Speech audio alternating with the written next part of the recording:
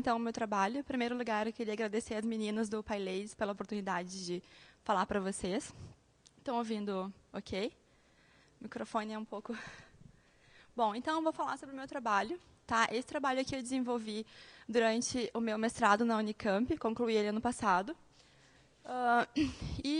Antes de fazer o mestrado, eu desenvolvi uma pesquisa durante um semestre nessa área e eu me formei na Federal do Pampa, aqui no Rio Grande do Sul, em engenharia de computação. E atualmente eu trabalho na IBM como engenheira de software. Então eu vou falar um pouquinho sobre o processamento de imagens e como que eu utilizei processamento de imagens para fazer o controle de hardware. Só que foi um trabalho, né, de mestrado, então um trabalho um pouco extenso. Eu vou fazer apenas uma breve explicação de como que, né, por que eu vou mostrar o processamento de imagens e dos porquês que eu, né, de como que eu fiz e de por que eu utilizei as técnicas que eu utilizei e vou apresentar elas, para depois então poder mostrar um pedacinho do código e poder mostrar as aplicações que a gente fez. Eu fiz o mestrado da Faculdade de Engenharia Elétrica, tá, da Unicamp. Bom, então, contexto. Além de ter feito na Unicamp, foi com parceria no CTI, no Centro de Tecnologia da Informação Renato Archer, que fica em Campinas também. Bom, e aí, que equipamentos eram esses? Né, então, inicialmente, o principal que a gente tinha era um laser ultravioleta. Eu não vou dar detalhes desse equipamento, porque seria muito tempo, né, mas depois a gente pode fazer alguma pergunta. E eu tinha, então, uma controladora de movimentos de alto desempenho. Essa controladora que era propriamente o que eu fazia, o controle, o que eu precisava programar para conseguir ter o meu sistema todo funcionando e poder utilizar esse hardware todo. Depois eu vou mostrar uma foto. Bom, então, inicialmente, a gente precisava fazer execuções muito simples de movimentos, e, para isso, obviamente, como era um trabalho, esse laboratório do CTI, ele não tinha nenhum software pronto, né, ele estava lá, recém-comprado, e a gente precisava utilizar o sistema. Então, precisava de alguém para desenvolver esse sistema. Então, inicialmente, a gente precisava fazer, precisa fazer uma peça dessa forma, né? Então, precisava desenvolver o código. E aí, em um certo ponto, isso não é mais viável, a gente precisa ter um sistema onde as pessoas consigam utilizar. Então, foi esse o meu trabalho. Bom, eu precisava fazer o quê? Eu tenho vários equipamentos que eu vou mostrar agora. E aí, então, eu precisava integrar esses equipamentos diversos, né, que foram comprados separadamente também. Bom, eu tenho, então, um laser ultravioleta pulsado. A gente tinha também essa controladora, como eu já falei, e posicionadores de alta precisão. Esses posicionadores, eles faziam... Era o que eu controlava, né, pela controladora de movimentos. Então, a gente tinha posicionadores X, Y e Z. Então, a gente... deixa eu ver se eu consigo mostrar melhor para vocês isso. O que acontecia? Eu precisava fazer essas execuções de movimentos e eu tinha um feixe do laser que incidia verticalmente sobre o meu substrato. Agora, o próximo slide vai ficar mais claro. Então, esse aqui é um desenho simplificado do meu sistema. Então, o que acontece? Eu precisava programar... Eu esqueci do meu laser pointer. Mas ali, então, eu tenho o laser head em verde, aqui.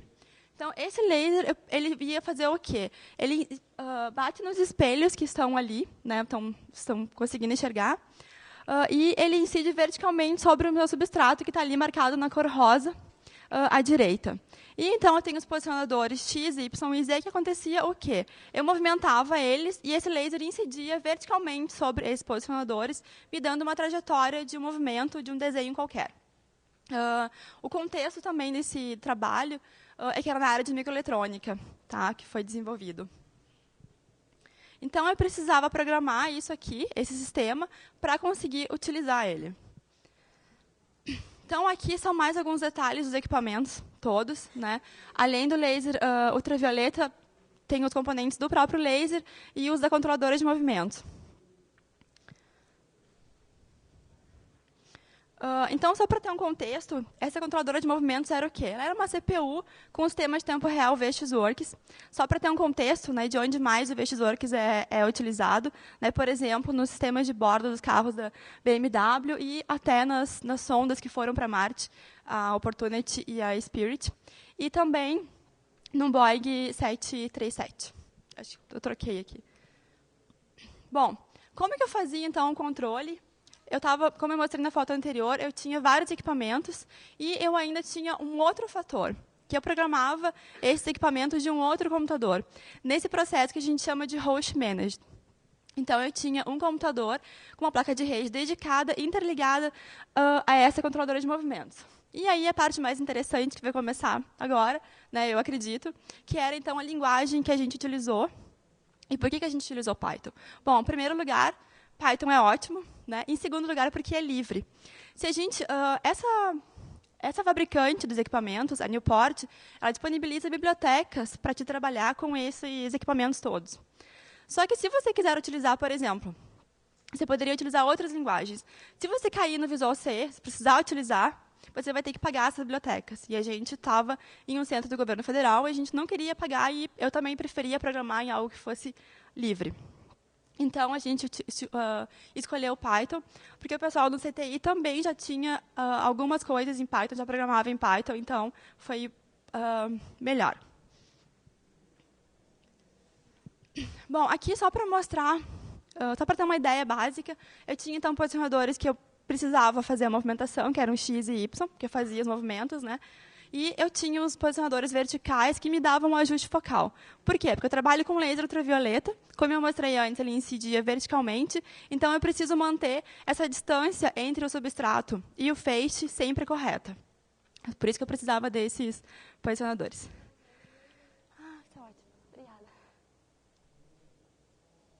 Bom, aqui então tem outro esquema de como que eu fazia, como que eles estavam interligados, né? Então aqui está o meu principal componente do sistema, que seria... Está meio pequeno, mas tudo bem. Mas vocês conseguem ler tranquilamente. Então, o PC host, que era o computador do qual eu fazia a programação toda em Python. E, então, eu tinha ele interligado à controladora de movimentos. Essa controladora estava ligada aos 4 posicionadores de precisão nanométrica que a gente que estão no CTI hoje. Né, esse software está lá. E, então, o laser e a fonte do laser. Por que eu não colocava só o laser ali? Bom, esse laser é um laser ultravioleta, né? Então ele é um laser classe 4, ele é perigoso, você pode ficar cego se você não usar equipamento de proteção. Então você não chega lá, aperta um botão e liga o laser. Não, você passa por todo um processo anteriormente, que é feito pela fonte do laser. Então, por isso que eu coloquei aqui para ficar um pouco mais claro. Bom, e aqui, então, é a foto. Esse emaranhado de cabos aqui, cada um daquelas placas, eu acho que vocês conseguem ver aqui. Não está... Não. Mas tudo bem. Bom, vocês estão vendo aqui emaranhado de cabos, cada um desses cabos liga a um dos posicionadores, e ali são os motores de cada um que era preciso estar ligado e controlar. E aqui, então, uma foto completa do sistema.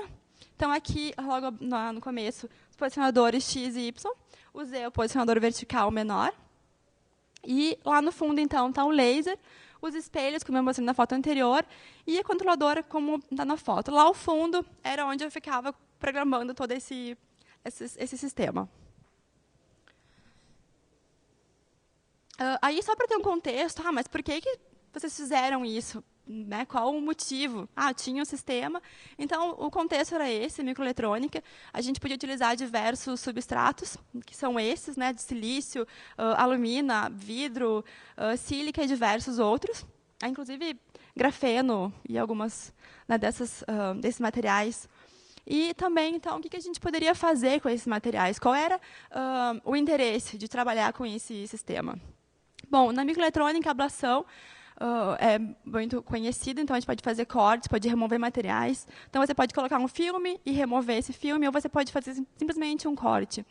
A modificação de superfícies, no caso desse exemplo que eu trouxe, é uma das coisas que a gente fez, que é o inchamento de polímeros, que é utilizado em um dos processos possíveis, que seria para microfluídica.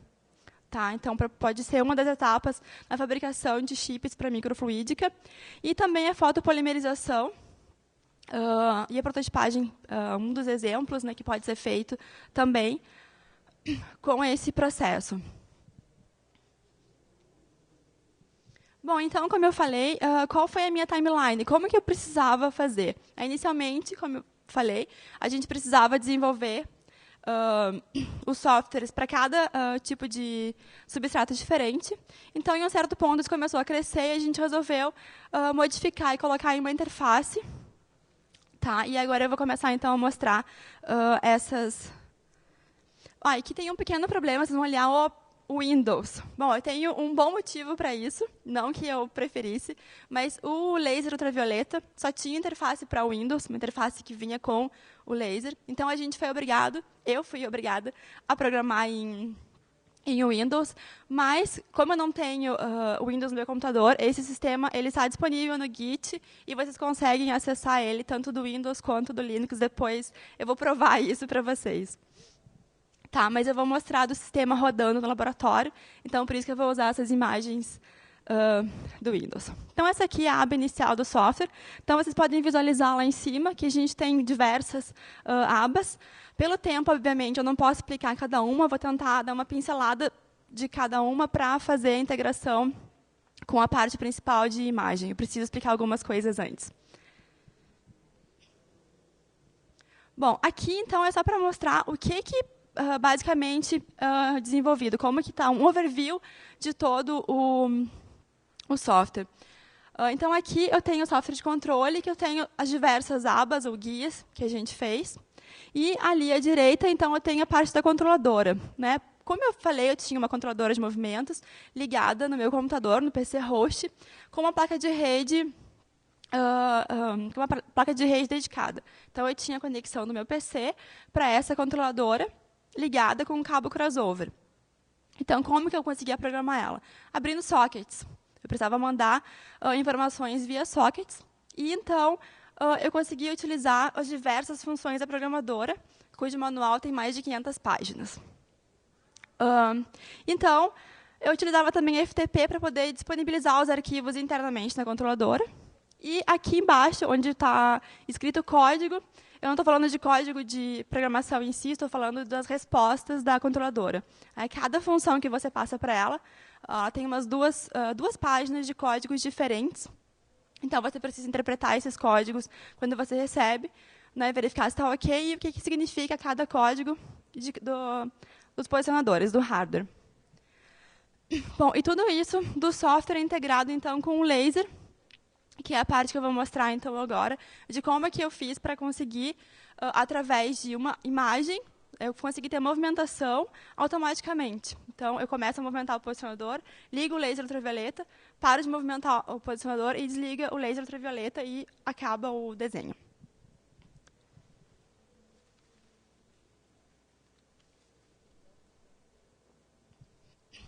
Bom, aqui é uma das outras telas, só para mostrar como é que o software funciona, para ter uma ideia.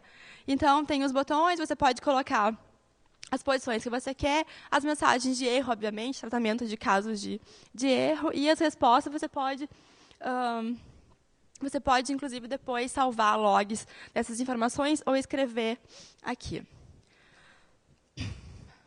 Ali embaixo, à direita, tem o botão, né, para criar um arquivo de log. Então, enquanto você está executando, o pessoal no laboratório, às vezes, gosta um pouco de ficar anotando as coisas em livros de laboratório.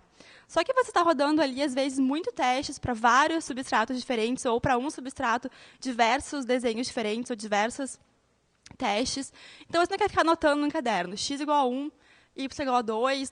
É dispendioso e muito fácil de errar. Então, uma solução simples é você vai digitando ali.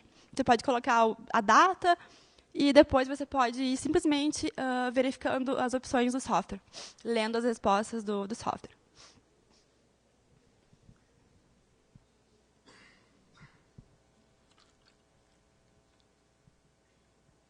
Bom, aqui eu preciso explicar a palestra sobre processamento de imagens, mas eu preciso explicar uma coisa anterior, que é o arquivo de trajetória. Por quê? Porque essa controladora ela é um hardware proprietário, né? Então, ela entende esse tipo de arquivo aqui. Então, eu preciso fazer ela entender esse tipo de arquivo. Só que vocês podem notar que não é muito simples. Você tem que saber qual é a referência de posição inicial. Né? Você tem que saber uma série de informações para conseguir ter esse arquivo. Ele consiste de passos, basicamente, linhas e arcos, onde você define a posição E também define o arco, que seria o quê? O raio e a angulação. Se você quer fazer uma circunferência de um raio de 10, você coloca 10, 360, você tem uma circunferência completa. Então, só que isso, você quer fazer um desenho simples, ok, é fácil. Mas se você quer fazer algo de microeletrônica, um substrato mais complexo, um desenho complexo, você não consegue fazer isso aqui, ou você perde muito tempo. Então, essa é a ideia do processamento de imagens. Aqui é para mostrar como que funcionaria, como que funciona o software. Você pode colocar essas abas, essas trajetórias com relação a uma referência que você crie. Você coloca lá em cima, à esquerda superior, um ponto inicial, e isso é abstraído para você, para a sua imagem. Coloca o ponto inicial e você mesmo vai definindo quais os próximos pontos da imagem. O software interpreta conforme a controladora entende, com a referência da controladora, que o usuário não precisa saber e nem às vezes nem quer saber. Bom, e aqui também a opção de executar essas trajetórias. Por quê? Porque às vezes é importante você conseguir fazer várias vezes o mesmo desenho. Então, o software também disponibiliza essa opção, basicamente. Bom, mas aí então, a parte de processamento, como que isso funciona? A gente fez duas formas de raster, de processamento de imagens, como que são? Com raster de imagens e também com preenchimento. Isso, para microeletrônica, é bem importante. Tá, então, agora eu vou começar a mostrar essa parte de como que a gente chegou a conseguir rodar tudo isso naquele monte de... naquele hardware todo, o sistema. Bom, mas como eu falei, eu tinha vários equipamentos. Então, como que eu integro esses equipamentos todos? Um PC host, uma controladora, os 4 posicionadores e um laser. Por quê? Lembrando que eu preciso fazer um preenchimento, nesse raster, o desenho completo da figura, enquanto o meu software está rodando, enquanto eu tenho o laser ligado. Então aqui está só um esboço do ciclo de como isso ocorre. Tá? Então, eu tenho um arquivo de imagem, um arquivo de trajetória no software, no módulo de execução. E o que acontece? Quando eu tenho essa janela de deslocamento, eu tenho um trigger in, o laser se mantém ligado nessa janela inteira, e depois ele desliga conforme o que eu indicar no software. Isso aqui tem uma saída PCO, Pulse Compare Output, na controladora de movimentos, que vai ser ligada no laser, na fonte do laser ultravioleta, um cabo BNC, com um conector BNC. Então, aqui, outro esquema, acho que fica um pouco mais claro com esse esquema, de como que funciona, de como que consegue trigar o laser. Eu tenho, então, nos pontos ali em vermelho, trigger in e trigger off. E na cor preta, eu tenho todo o ponto onde o laser está ligado, onde o laser está acionado, e, portanto, fazendo um trajeto, um desenho. Por que eu botei ali laser off em verde, nas duas bordas? Bom, porque eu tenho um sistema que, obviamente, ele tem uma aceleração. Então, eu preciso, para quando começar o trajeto com o laser, quando começar o laser, eu tenho que já estar com o movimento, com a aceleração com a velocidade constante. Então, eu ligo um pouco antes, eu aciono um pouco antes o movimento. Quando eu já adquiri essa velocidade que eu preciso, então eu eu aciono o laser e eu vou garantir que todo o trajeto tenha o mesmo tipo de traço. Eu não tenho uma borda... eu não tenho as bordas onde incidiu mais tempo o laser, e, portanto, ele vai ficar com um trajeto, com um traçado diferente. Aqui, então, uma figura, um esquema. O que eu preciso fazer? Obviamente, essa aqui é uma imagem, apenas um exemplo. O que a gente precisa fazer? Então, a minha entrada no software é uma imagem monocromática. A gente pode escolher no software se o fundo é branco ou é preto. E você vai escolher, então, o que você precisa fazer. Aqui, nesse caso, o meu fundo é preto, eu quero fazer todo o desenho da cor branca. Então, o que o meu software faz? Ele verifica esses pontos, verifica toda essa imagem, eu passo para uma matriz, né, no Python. E, então, depois eu verifico os pontos de movimentação onde eu preciso ligar o laser e desligar o laser ultravioleta. Aqui, então, é só o código inicial, que eu utilizo, a parte primária do software. Tá? E aqui, então, o que eu falei com relação à matriz, eu preciso, então, utilizar. São coisas simples, essa parte é um pouco mais simples, apesar de ainda ter a sincronização dos pulsos de um equipamento para o outro. Então, aqui, eu consigo ler esses dados desse arquivo, eu consigo imprimir esses dados para verificar a quantidade de pontos que eu tenho e fazer todo o percurso do que eu tenho para ser impresso, para ser desenhado com laser.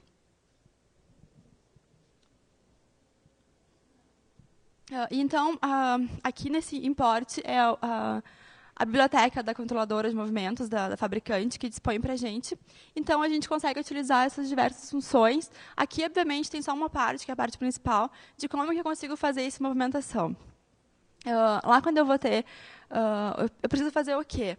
Eu preciso setar as posições de velocidade, eu preciso, então, confirmar essas posições, e a parte ali onde eu coloquei um comentário, que é onde eu faço a posição, eu verifico, então, qual é o meu deslocamento e a quantidade que eu preciso fazer de deslocamento adicional em cada uma das bordas. E aqui, então, só uma... Aqui, claro, eu imprimi aquela matriz com os pontos na cor 0, que seria onde eu vou processar a imagem, que ela vai me indicar, só para poder imprimir e visualizar que o software rodou. Ele mostra também o tipo de imagem, no caso, como a gente usa monocromática, e mostra também o tamanho da imagem. No software, você pode fazer uma escala dessa imagem, obviamente. Você consegue dizer que tamanho você quer. Se tem uma imagem independente do tamanho dela, da largura dela de pixels, você consegue dizer, mantendo, é claro, uma relação, né, para não deformar a imagem, você consegue fazer em tamanho diferente, bem menor. Eu não sei se vocês conseguem enxergar. Aqui tem um desenho de um Mickey, que foi uma brincadeira que um dos meus chefes falou, só vai funcionar se você fizer um Mickey. Bom, então, funcionou. Tá? Vocês conseguem enxergar? Tá ok? Eu tenho um vídeo desse desenho, desse traço sendo feito, mas ele não está no... Esse computador não é o meu. Vocês conseguem visualizar que as bordas do Mickey, elas estão um pouco mais escuras? Conseguem enxergar isso? Bom, isso é porque esse era um substrato de teste, obviamente, e eu não fiz aquele deslocamento que eu falei adicional, deslocamento extra. Então, o laser começou ele fez isso aqui no eixo Y, né, vertical. Então, ele começou e parou onde ele estava não acelerando. Né, quer dizer, desculpem, né, sem ter desaceleração nenhuma. Então, ele ficou incidindo mais tempo, porque ele parou ali até ser desligado, tem um pequeno delay. Então, acho que agora ficou melhor de entender o que eu tinha falado antes. Aqui é outra figura, que também é só para poder fazer um teste. Né, tem só 2 centímetros de largura. E aí tem a parte que eu acho que ficou talvez mais interessante. Aqui a gente pegou uma foto do Pacheco, né, que era meu chefe na divisão de empacotamento eletrônico. E, então, a gente fez o que? Um processamento de halftone. O que é halftone? Né, já que a gente está falando de processamento de imagens, eu basicamente converto uma imagem para pontos e eu tenho aqui uma certa ilusão de ótica que é me dada pela distância desses pontos e pelo tamanho. Então, essa imagem ela é toda composta de pontos pretos, só que onde você vê cinza, na verdade, tem uma certa distância. Onde você vê branco, não tem nenhum ponto, e quanto mais pontos pretos, você vê, né, obviamente. E ali, na foto da esquerda, é o desenho sendo feito. Né? Como eu falei, ele estava fazendo no eixo Y, então ele faz, né, lateralmente o desenho completo. Bom, e como eu falei, essa era só uma das partes, que era a parte de raster da imagem. Ainda tem a parte que foi a bem mais complicada para ser feita, que é a parte de preenchimento, de contorno, desculpem, contorno de uma imagem. Então, aqui tem uma figura, vocês vão olhar, o que isso tem a ver com a microeletrônica? Bom, realmente, essa figura não tem nada a ver com a microeletrônica, mas o processo que precisa ser feito tem tudo, porque eu consigo fazer perfeitamente aquelas bordas, aqueles cantos arredondados desse desenho. Só que eu falei que eu quero fazer contorno. Essa imagem não me serve. Então, para isso, eu preciso fazer uma série de processamento até chegar numa imagem que o meu hardware entenda e consiga ser executado. Então, quando eu preciso fazer aquele desenho que eu tenho partes disjuntas, eu tenho vários pedaços, na verdade, dessa imagem, eles estão coloridos.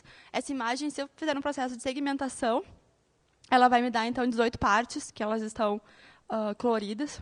E, ainda assim, eu não tenho contorno. Eu preciso de mais uma etapa, que, então, vem os filtros que a gente precisa utilizar. Aqui eu não tenho tempo de mostrar como que funciona toda essa parte, porque é a parte que foi mais trabalhosa de ser feita, mais difícil, mas a gente utiliza, então, essas bibliotecas de Python, né, NumPy, SciPy, e o scikit-image também. E, claro, o Matplotlib e Pylab para conseguir visualizar essas imagens e mostrar elas na tela. Então, aqui é só um desenho de como ficou essa aba de processamento de imagens. Então, o usuário pode escolher a imagem, ele pode simplesmente fazer a segmentação, ou ele pode fazer, então, um contorno. O que eu utilizei para fazer o contorno dessa imagem? Vou mostrar agora. E outra opção também aqui é a opção de verificar aquelas subimagens. Mas no próximo. Aqui, então, ele fez um processo de segmentação, separou a imagem, e ele mostrou, então, o número de imagens que ele salvou. Nesse caso, foram 18 imagens. E depois que você fez... voltei no slide para poder mostrar isso. Aqui, o botão da direita, ali, se subimage, ele está desativado, porque você não rodou ainda o software, você não consegue ver uma subimagem. Então, depois você consegue ativar esse botão e escolher, dentre aquelas opções, qual subimagem você quer ver, porque, às vezes, você pode fazer esse processo e querer imprimir só uma, por exemplo. Então, você consegue verificar qual imagem tem que trabalhar. E aí, então, você colocou aqui, por exemplo, a imagem número 3, a subimagem, e ele mostrou, marcou ali em vermelho, retângulo vermelho, qual parte da imagem você está. Aqui é a mesma coisa, ele marcou a mão com a imagem número 13, subimagem. Bom, então, aqui estão as partes dessa imagem, separadas, só para poder mostrar para vocês. E aqui, então, o que eu realmente preciso fazer, que é o meu contorno. Como que eu faço contorno? Eu utilizo o filtro Sobel. Tá? Então, vocês podem falar, por que utilizou o filtro Sobel? Bom, porque ele é simétrico, eu consigo manter os mesmos pontos para x e para y. Poderia utilizar outros filtros, tem melhores que o Sobel. Mas, por exemplo, o filtro de Hilbert não poderia utilizar, porque ele não é simétrico, você pode escolher um dos eixos. E, no meu caso, a gente só precisa manter o contorno da imagem, a borda da imagem. E aí, como é que eu consigo executar essa imagem? Eu preciso converter para aquele arquivo que eu falei inicialmente, que era um arquivo de trajetória, que é a única coisa que a controladora consegue entender. Então, eu fiz isso via matriz, né, com Python, e eu preciso verificar todas as bordas de cada pixel da imagem. Então, isso foi um pouco complicado. E, então, aqui é só a imagem desenhada em si, no substrato de silício, na base do substrato, só para poder mostrar que o software rodou, né? Porque essa imagem era só um exemplo para a gente verificar que conseguiu ter todos os traços que precisava sem nenhum problema. Então, com isso, né, utilizando Python e microeletrônica, a gente consegue fazer diversos desenhos, só que dá um pouco de trabalho até você conseguir chegar no seu software final. E aqui, então, a minha prova, que eu falei que o software rodava em Linux, tá? Então, aqui está um print do Ubuntu, tá? Esse código está disponível, se alguém quiser acessar, né? Vocês não vão conseguir rodar tudo, porque, obviamente, não tem a controladora, mas algumas coisas podem ser aproveitáveis, eu espero, né? Com certeza podem. Espero que seja interessante. Então, é isso, pessoal. Obrigada.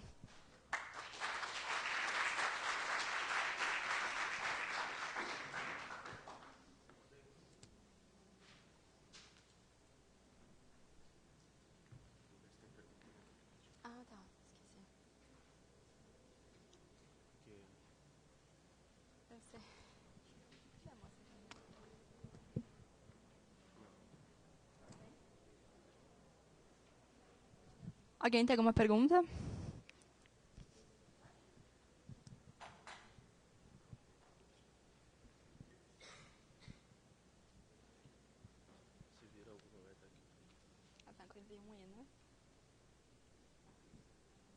Oi.